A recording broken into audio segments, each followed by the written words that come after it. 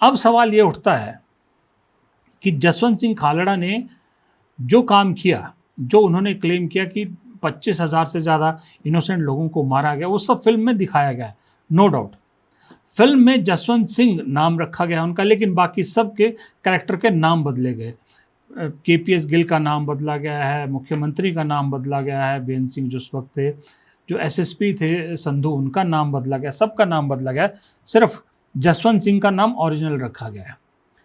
लेकिन इस फिल्म ने कहीं भी ये नहीं बताया कि जसवंत सिंह खालड़ा समाज सेवी तो थे, लेकिन शिरोमणि अकाली दल से वो जुड़े हुए थे।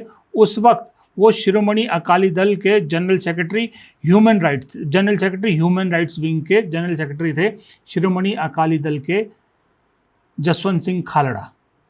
ये कहीं जिक्र नहीं किया गया है। पहला सवाल तो यहाँ मेरा उठता है कि ये क्यों नहीं बताया गया।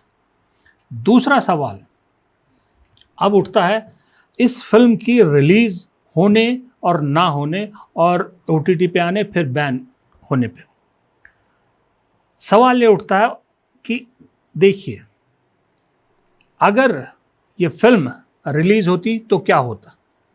लेकिन मुझे लगता है उससे पहले उस कॉन्टेक्स्ट में जाना चाहिए कि इस फिल्म में जिस एरिया का जिक्र है वो है तरन तारण अमृतसर एरिया का जिक्र ज़्यादा किया गया। उस एरिया पे उन्होंने काम किया था और उनका कहना था कि वहीं 25,000 से ज़्यादा इनोसेंट लोगों को मारा गया पुलिस द्वारा। अब ये तरन तारण एरिया जहाँ जहाँ उस जिक्र है उस फिल्म के, जिन जिन, अगर आपने फिल्म देखी होगी, नहीं देखी होगी तो देखिएगा, जिन जिन इलाकों का वो जिक्र है वो सारे इलाके बॉर्डर इलाके हैं। जैसे तरन तारण हो गया, खालड़ा हो गया, भिक्कीविंड हो गया, पट्टी हो गया, खेमकरण हो गया। मैं इन सब एरिया में एक बार नहीं, मेरे ख्याल से दर्जनों बार गया हूँ। हाँ, ये हो गया कि पिछले 10 एक साल हो गए जब से मैं नहीं गया हूँ। उससे पहले मैं कई बार गया था। जब मैं चंडीगढ़ पहली बार ट्रांसफ़र होकर आया था दिल्ली से जी न्यूज़ में 99 में, उसके बाद मैं आज तक में भी था, दोनों चैनलों में, और फिर सहारा में भी था बीच में। इन चैनलों के मैं नौकरी करते वक्त जब मैं चंडीगढ़ में पोस्टेड था, इन इलाकों का मैंने खूब दौरा किया था। सब अपनी अपनी यादें शेयर कर रहे हैं। मैं आपको एक छोटी सी याद बताता हूँ। जब ये सब हो रहा था तब तो हम पढ़ते थे शिमला में, जलंधर दूरदर्शन आता था, हम उस दूरदर्शन पे जो खबरें आती थी वही सुनते थे, वही हमें पता लगता था, या फिर अखबारों में जो छपता था। लेकिन जब मैं 99 में वहाँ पर गया और इन इलाकों में घूमा, तो एक चीज़ तो मुझे भी अच्छी तरह से याद है कि मैं वहाँ हैरान हुआ था देख के, खास करके खेमकरण, खालड़ा, भिक्कीविंड एरिया में जो बिल्कुल बॉर्डर के साथ है, कि वहाँ घर नहीं थे, पिंजरे ज़्यादा थे। आपने देखा होगा ना, जैसे कई उत्तर प्रदेश वगैरह में, जयपुर में, कई इलाकों में ऐसा जहाँ बंदर बहुत ज़्यादा है, वहाँ लोगों ने बालकनी कैसे केज जैसी बना दी थी ना, वो ग्रिल लगा के। इस इलाके में, पंजाब में, सारे घर बॉर्डर इलाके में ऐसे थे, पूरे ग्रिल लगा के। तो जब उनसे बातचीत होती थी मेरी, तो वो कहते थे कि भाई 5 बजे के बाद कोई भी घर में घुस सकता था। हम सब लोग घर वाले 5 बजे घर के अंदर आ जाते थे, और 5 बजे के बाद ये डर रहता था कि कोई पुलिस वाला भी घुस सकता है, कोई आतंकवादी भी घुस सकता है। इसलिए ये ग्रिल लगा दी थी ताकि घर को सील किया जा सके। और मुझे एक भी घर ऐसा भी नहीं मिला उस इलाके में जिससे उस आतंकवाद के दौर ने कोई जख्म ना दिया हो, चाहे वो आतंकवाद ने, चाहे पुलिस की ब्रुटैलिटी ने, लेकिन हर एक घर को जख्म जरूर दिया था। ये मेरे उस इलाके की यादें हैं। मैं तो सोचिए 95 तक ये हो रहा था, 96 तक मैं 99 में दौरा किया, मतलब 3 साल बाद या 3.5 साल बाद उस इलाके का सारा मैं छाना। तो ये वो इलाका बिल्कुल बॉर्डर के साथ जहाँ पाकिस्तान बिल्कुल साथ लगता है। हम उस वक्त इतनी टेंशन नहीं थी, 99 कारगिल युद्ध के बाद ज़्यादा टेंशन, उससे पहले बॉर्डर में आसपास भी दिखता था, पार कुछ हलचल होती थी। कसूर डिस्ट्रिक्ट है पाकिस्तान की, वहाँ खेतों में काम करते लोग दिख जाते थे। अब शायद और ज़्यादा कहते सकती होगी, मैं गया नहीं 10 साल से, मैंने आपको जैसे बताया। खैर, वो कहानी अलग। अब वो जो इलाका है सारा, आप वो देखिए, उस इलाके में अभी जो सांसद है, पहले वो तरन तारण लोकसभा सीट होती थी, अब खडूर साहब सीट है 2008 के बाद। पहले तरन तारण नाम होता था, जिला तरन तारण और अमृतसर के कुछ इलाके उसमें। उस इलाके में अभी जो एमपी है, जो सांसद है, वो कौन है? वो सांसद है वारिस पंजाब दे के अमृतपाल सिंह। अमृतपाल सिंह जो खालिस्तानी सोच को समर्थन करते हैं, जो अलगाववाद को समर्थन करते हैं। उनके उस वक्त भी मैंने वीडियो बनाया था, वो वीडियोज़ में बाकायदा भारतीय सेना में जो सिख हैं उनको भी भड़काने के काम कर रहे थे। वो आदमी जेल से बैठे बैठे इस इलाके से सांसद चुना जाता है और छोटे मोटे मार्जिन से नहीं। देखिए 4,04,430 वोट, और दूसरे नंबर पे कांग्रेस के कुलदीप सिंह जीरा को 2,07,310 वोट, यानी एक जीतने वाले को अमृतपाल सिंह को 38.62% वोट और दूसरे नंबर वाले को 19.80 वोट। इतने बड़े मार्जिन से जेल में बैठे बैठे वो जीत गए। हार्डकोर सोच वाले, अलगाववादी सोच वाला शख्स जीता है।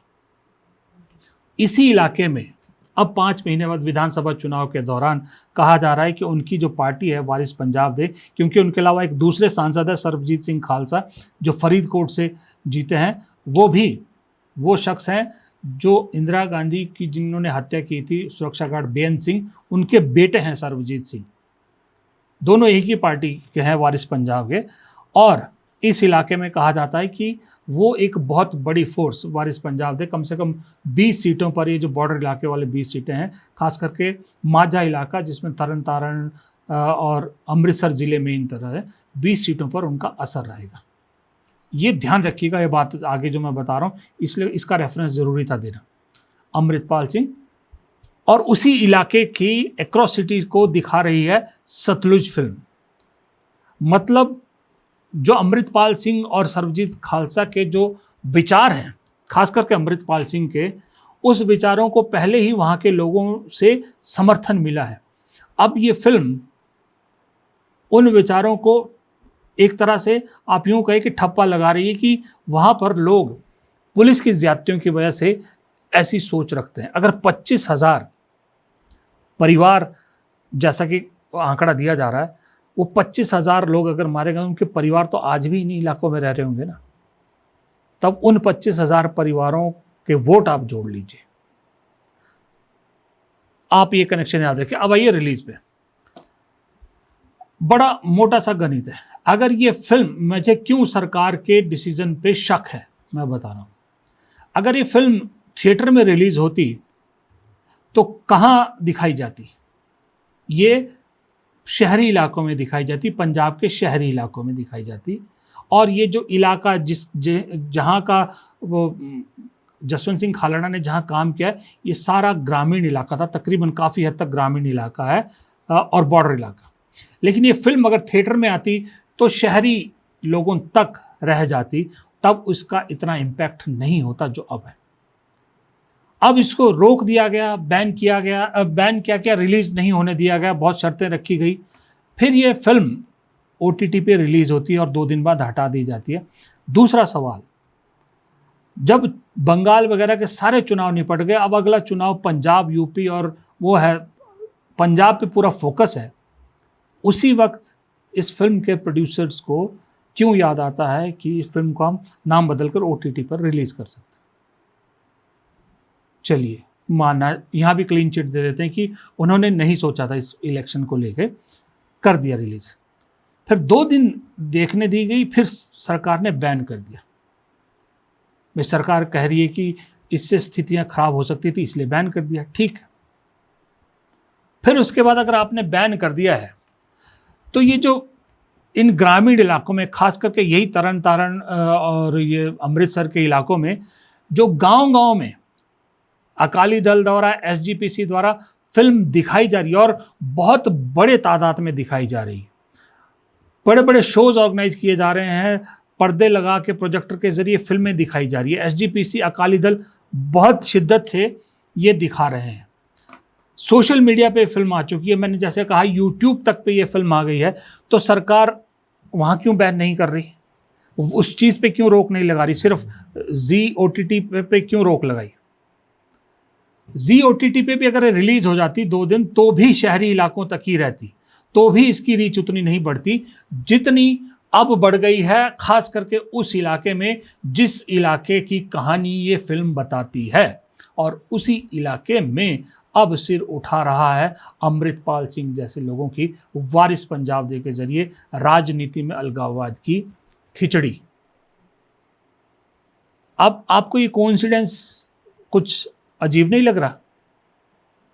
चुनाव आने वाले हैं। अब आप कहोगे कि इससे बीजेपी को क्या फायदा? इससे बीजेपी को एक फायदा हो सकता है। जब आप बहस देख रहे हो आजकल जो इस फिल्म को लेकर बहस हो रही है, उसमें रवनीत बिट्टू का एक बयान बड़ा ध्यान देने वाला है, और एक बार नहीं, वो 2-3 बार बोल चुके हैं कि मैं हिंदुओं से अपील करता हूं कि कब तक सोए रहोगे, जिन लोगों ने आपके लिए जान दी है उनके समर्थन में खड़े हो। हिंदुओं का इमोशन जगाने की कोशिश की जा रही, क्योंकि इस फिल्म में जिस इलाके की बात की वो सारे सिख, और वहाँ पर जो अमृतपाल सिंह की पार्टी को समर्थन मिल रहा है, उस सोच के लोगों ने ज़्यादा टारगेट बनाया था पंजाब में हिंदुओं को।